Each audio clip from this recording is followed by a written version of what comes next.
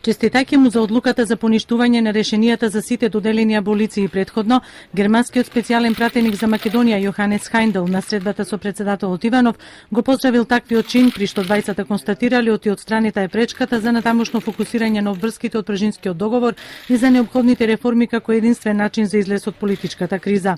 Нема повеќе место за алиби, изговори и избегнување на обврските од Пржинскиот договор. Политичките чинители да покажат конструктивност, одговорност и висока свест за државните и за интересите на граѓаните, рекол Иванов. Начините и можностите за излез од политичката криза биле разгледувани на средбата на германскиот дипломат со премиерот Емил Димитриев. Димитриев го информирал Хајндел за засилениот интензитет со кој се работело на остварување на препораките и реформите посочени од меѓународната заедница во контекст на евроинтегративниот процес и на доградување на стандардите во правосудството, јавната администрација, безбедносниот сектор, медиумите и меѓуетничките односи.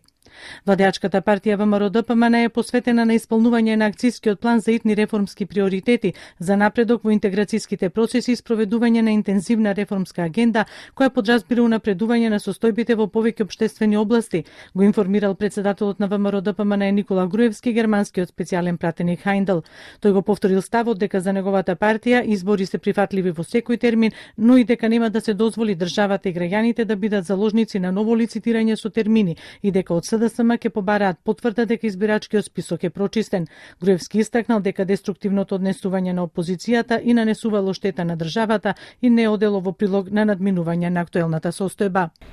Дека решението на политичката криза лежи во реализацијата на договорот од Пржино, Хајндел слушнал и од социјалдемократите, според кои неопходно било да се организира влада за исполнување на условите за избори и нивно спроведување, но и да се прецизираат рокови за реализација на клучните услови за фер и регуларни избори, пречистување на избирачкиот список и објективно медиумско известување.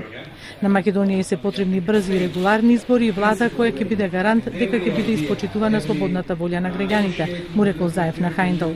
Според агендата на активности дистрибуирана од германската амбасада, Хајндел вечерва би требало да се сретнал и со министерот за надворешни работи Поповски и со специјалната обвинителка Јанева, како и со представници на странските амбасади.